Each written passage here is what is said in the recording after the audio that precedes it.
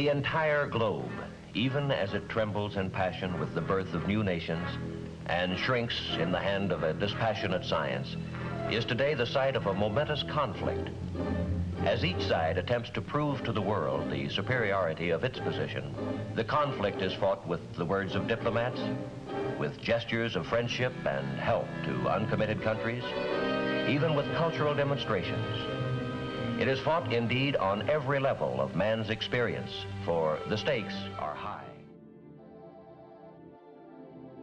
Year is 1951. Global tensions rise between the United States and the Soviet Union. Military competition fuels technological advancements. In this field, each nation seeks to outperform one another. Yet, in spite of this military distraction, hope still remains that scientific collaboration is the means to peace. In spite of the war hawks in both nations, science still remains the bridge of peace. In spite of the top-down approach of the Soviet Union, the United States has decided to take a different look. In 1947, Chuck Yeager became the first human to break the sound barrier. And in this, the United States found the perfect test. The United States would rely on private industry to lead their space exploration efforts. Success in a supersonic flight demonstrates mastery of technology and flight characteristics that will be used for the future.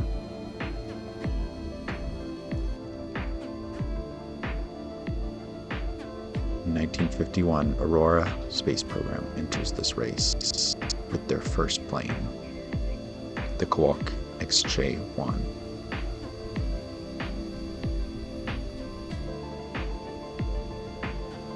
The pilot of this craft is Stacy Wood, a disciplined World War II veteran, taking the first flight.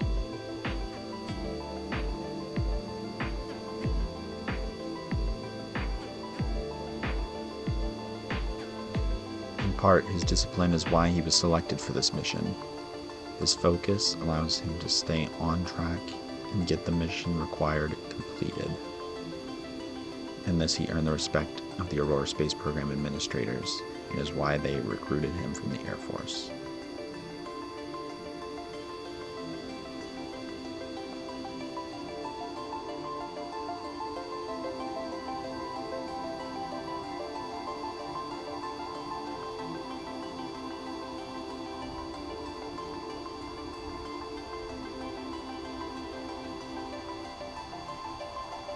The delta wing shape of this aircraft allows it to cut through the air and maintain stability when other planes would not. This is a stark contrast to the designs of planes from World War II, things that Stacy would be more comfortable flying. Here, Stacy has broken the sound barrier, making a new future for the Aurora space program and securing the government contracts that were to follow.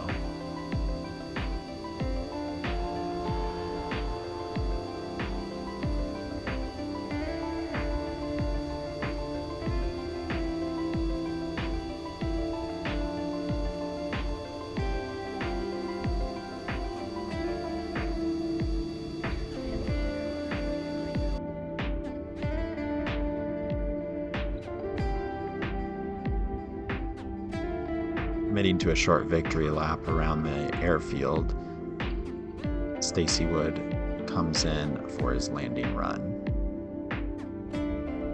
Having expended most of the fuel, attempting to reach the sound barrier, the time has come for this trip to come to an end.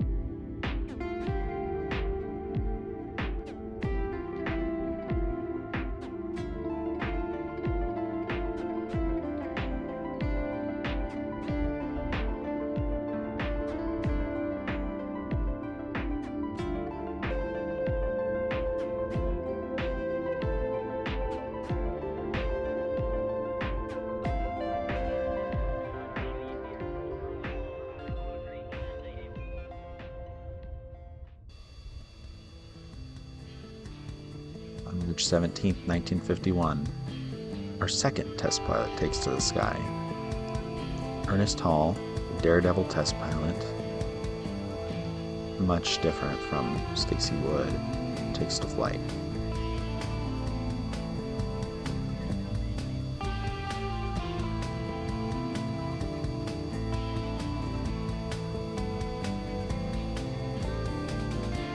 Over the course of the flight, Ernest, seeking to test the airframe and definitely bringing a little bit of that daredevil aspect of his personality in, decided to do banks, barrel rolls, hard dives, and anything he could, really. This stressed the airframe quite a bit. It started to cause panic back in mission control.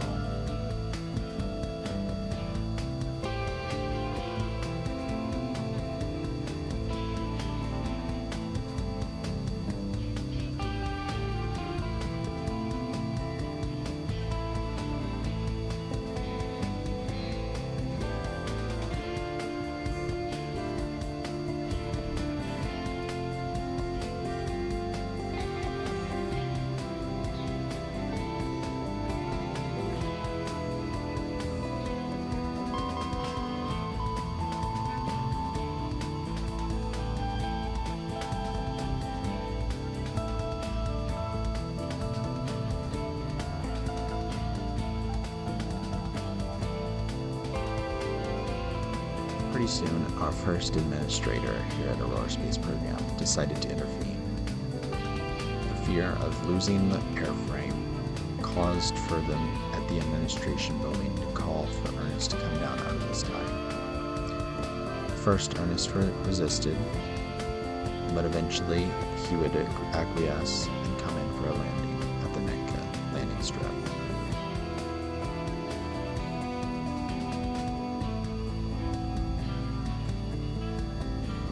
Not before clipping the ground and flying real low. As you can see,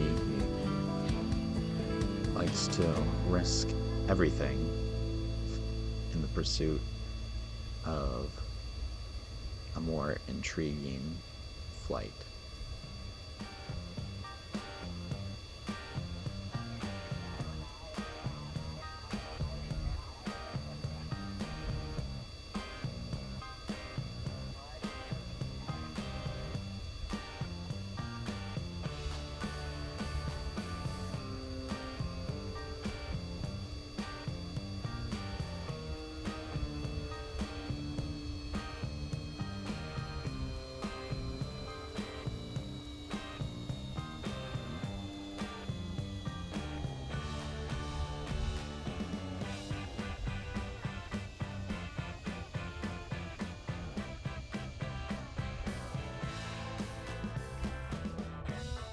Ernest's nature led him to bring in the plane for a really fast landing, and while this frightened administrators, there was nothing they could do.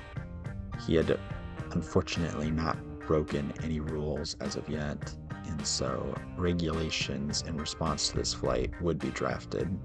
Guidelines for pilots to maintain focus on their objectives, similar to how the military works, will be formulated, and pilots will be forced to follow a strict set of objectives on their missions.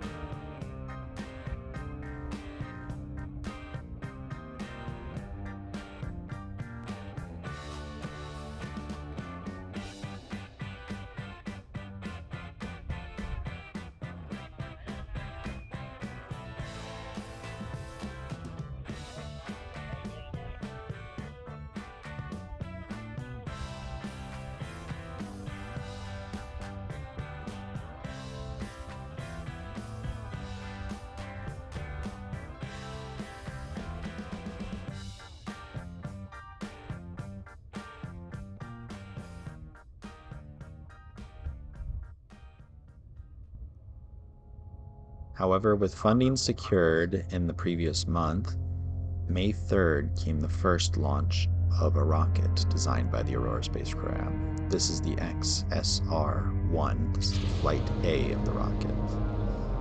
And with a quick launch, Solid rocket booster performs exactly as expected. However, vapor in the fuel lines of the XSR-1 caused the Aerobee engine to shut down. This is the WAC Corporal variant of the Aerobee engine, and our rocket is going to be based off of this WAC Corporal design. A lot of them did fail due to ignition issues early on, and this is a bit of a setback. Though this is a 1940s design, it would eventually go on to fill out the entire sounding rocket aspect of the program. Attempting to recover the flight, we deployed the payload and the parachute, but there was not enough time for the parachute to fully extend, and the rocket came crashing down. There was not following later. On July 3rd, our second attempt rolled out onto the launch pad. This time, astounding success. The XSR-1 Flight B reached a total altitude of 60 kilometers. Remarkable for its time and remarkable for this model of sounding rocket. 2 more sounding rockets of this variant were ordered in response to the original failure to try and outperform the 60 kilometers and understand if this was a fluke and earn more understanding of the Aerobee WAC Corporal variant of the engine. Flying high over Cape Canaveral, the rocket reached its zenith at 60 kilometers once again and got some good images of the surrounding area. Once above 40 kilometers, the rocket was able to start collecting science, and its scientific payload went into action.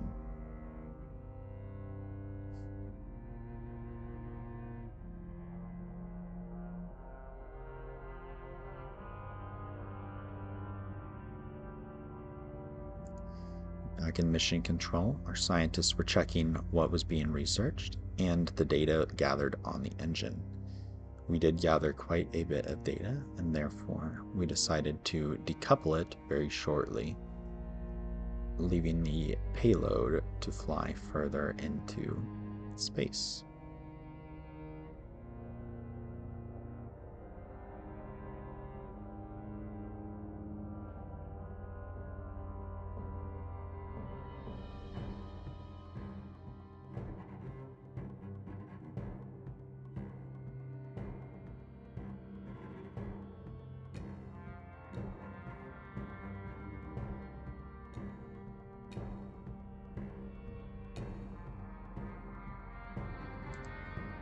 Reaching its peak, the time had come to decouple the scientific payload.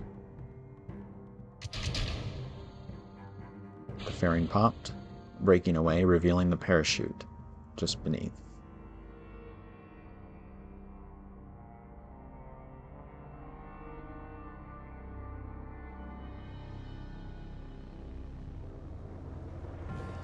Quickly falling back down, we noticed some interesting scientific data that we could gather from this capsule shape.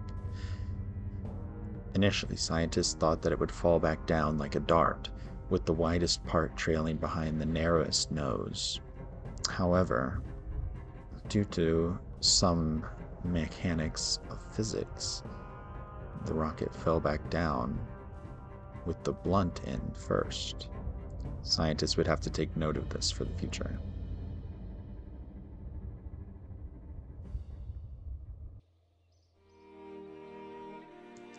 Scientific data gathered from that flight allowed us to research some new parts, including new rocket engines, new variants of our Aerobee engine with the data units, and some new jet designs from our flight of the Kawak XJ-1.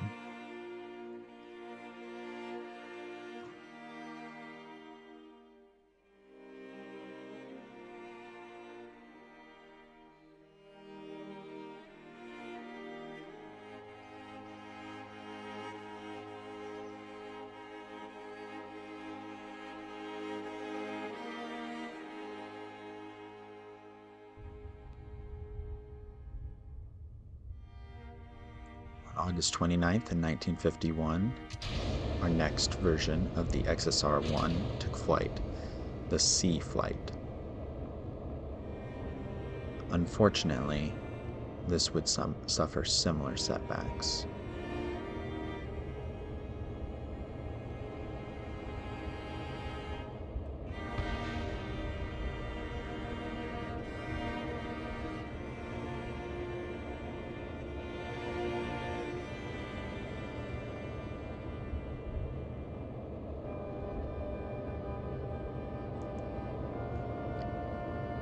As the rocket climbed further into the sky, the engine began to face some fuel combustion instability. Resonance in the bell caused destruction of the engine shortly after.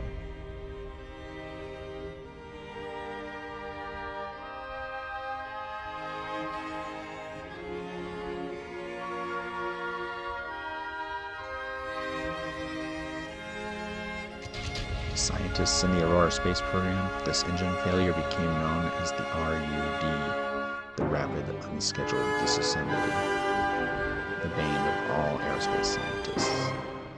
Similar to Flight B, the capsule shape proved to have the blunt end falling forward. We would take note of this for future flights. In real life, the combustion instability that was faced by our engine was very common within the Aerobee family of engines. Unfortunately, we would have to make some changes to the flight patterns if we were going to actually succeed with these rockets, though one more was ordered before the end of the year.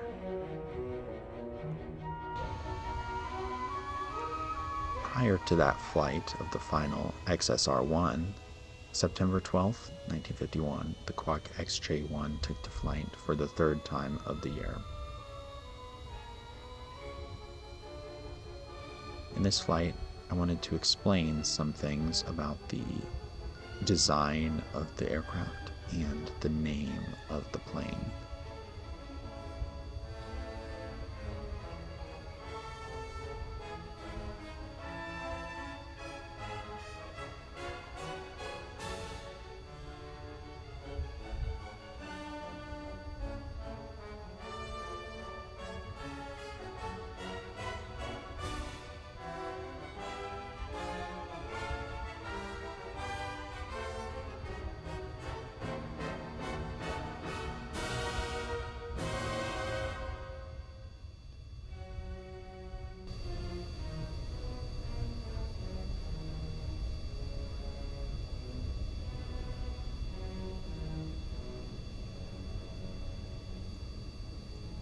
The delta wing aspect of the plane was designed after planes like the Lippisch P-13A, which is a Nazi aircraft, and the early Cold War delta wing experience like the Convair XF-92, pictured above those two.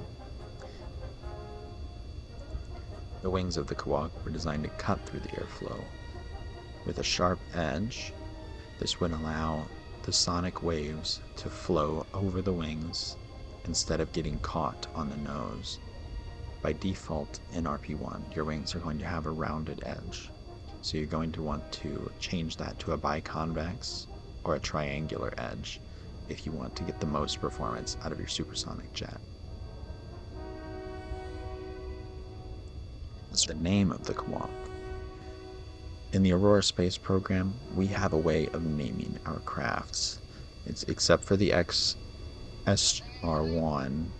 and the following variants of that rocket, there are going to be some names based on Native American myth, folklore, legend. All of this is going to be the basis for our naming convention in the Aurora space program. As for the name Quok, it is a Mayan word for storm clouds, transformation, and renewal, and this represents the bridge of an older era of aviation into a newer era of aviation. And here you can see Stacy Wood executing some controlled maneuvers at supersonic speeds. The point of this flight is to prove that with our new regulations, private industry can handle mission objectives that are beyond the limits of to a normal private company.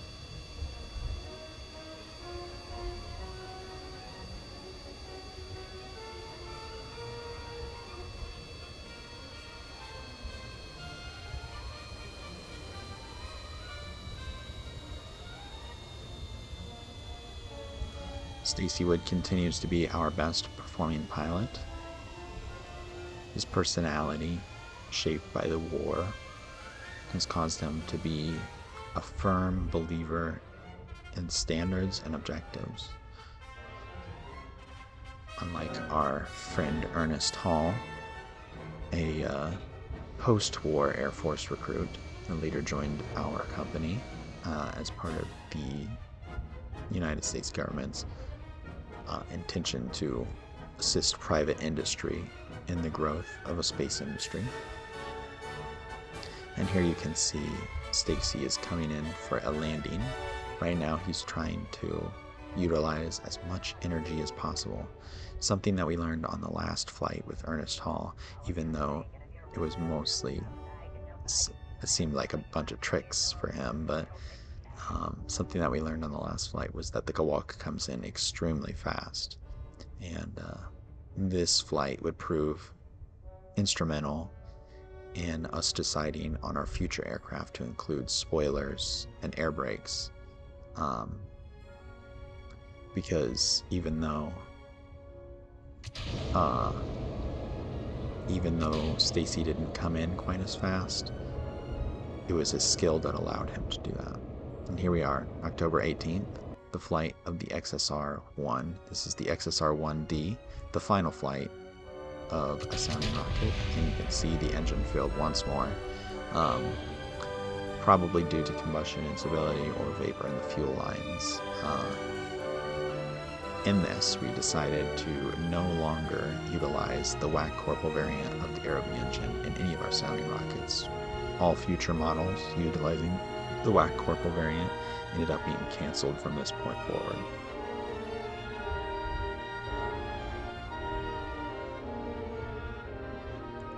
Here we are, the first flight of the XSR-2 on November 27th. This will be the last flight of the year, but this one is using the XASR 2-2 variant of the Aerobee engine.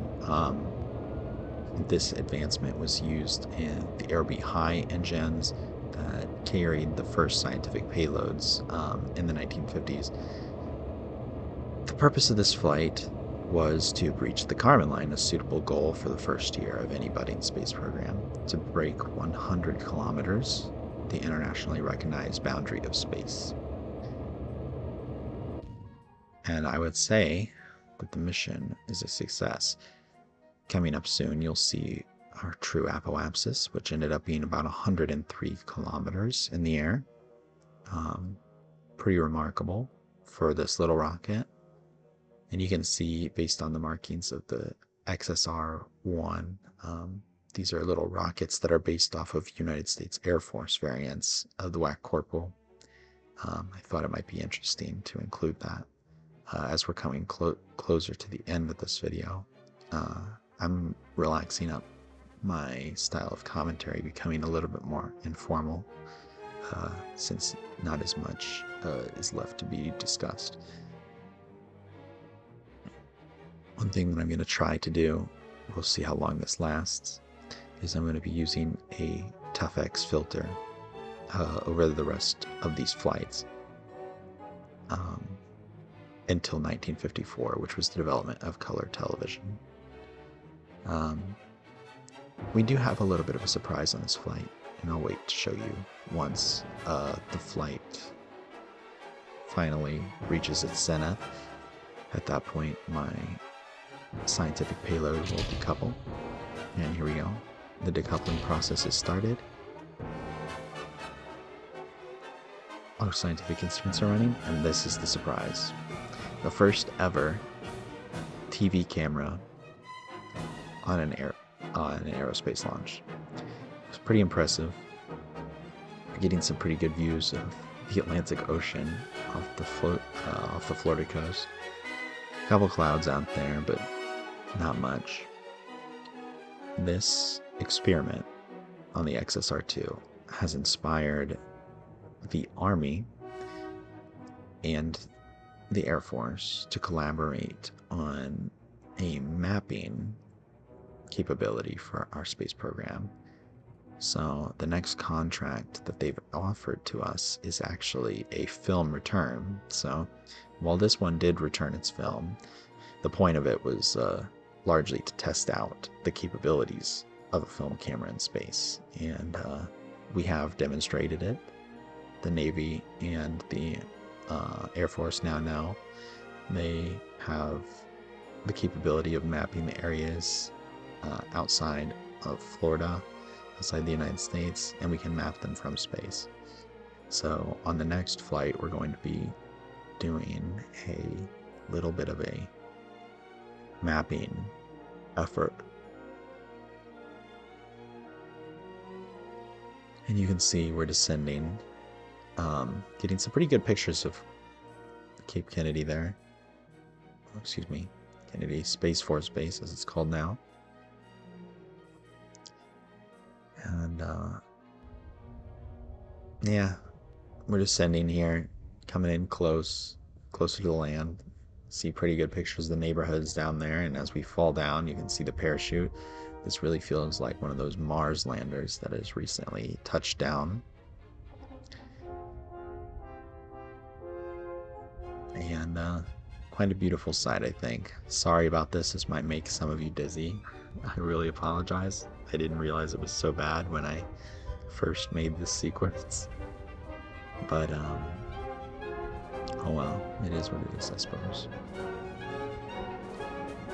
I guess I'll take this final few moments as we're coming in for our landing on the final flight of 1951 to explain the purposes of this series. Basically, what I want to do is have the Aurora space program be the first private company to develop spaceflight and develop it continuously and continue to work towards it. Here's a little bit of our administrative stuff at the very end, by the way, so if you want to watch that, that's fine. But the reason that I want to do this is I want to develop a little bit of lore in this series, a little bit of a reason why the United States decided to go with the Aurora space program instead of NASA. And in this case, I think that the United States really wanted to develop a private industry because, you know, the Soviet Union, they're all about top-down governance, top-down industry. And the United States felt like they were opposed to that. So in this case, they seem to want to be building up their own spaceflight industry. Here I am looking through some science stuff, just deciding which programs I want to research with all the science that I gained from my XSR-2. Anyways, and lastly, I do kind of want to apologize because I did have a series going before where I was doing RP-1 and I was going for all these advancements, and in this series I will still be trying to beat historical milestones, historical advancements. I'm going to be trying to go rapid fire through a lot of these programs to catch up to where I was before. But what really ended up happening with my last save was I got the save file corrupted when I moved it to a different hard drive, and I couldn't get it uncorrupted. All my contracts got deleted, and I basically had to start over. And I had it recorded all the way up to 1961, so that was pretty devastating, having all the contracts deleted. And obviously you can't unlock certain programs without other programs being completed. And if you're about to meet the deadline for a certain program, you can't quite just build a rocket and throw it out there on the pad. Here I am deciding my new administrator, and I'm going to go with Satish here, the Indian ISRO administrator. I like what he does. Usually I would go with Milton Rosen, but I think that I wanted to see what I could do differently this time. Anyways, this has been it. This is the end of the show. I hope you really enjoyed. Here I am picking up that film contract for the Army and the Air Force. And Well, I'll see you in the next one. The next episode is going to be 1952, and hopefully it will be an eventful year. I know in my practice runs for this, it was a little bit slower than 1951, but we'll see. Thanks for watching, and I hope you all have a great rest of your day.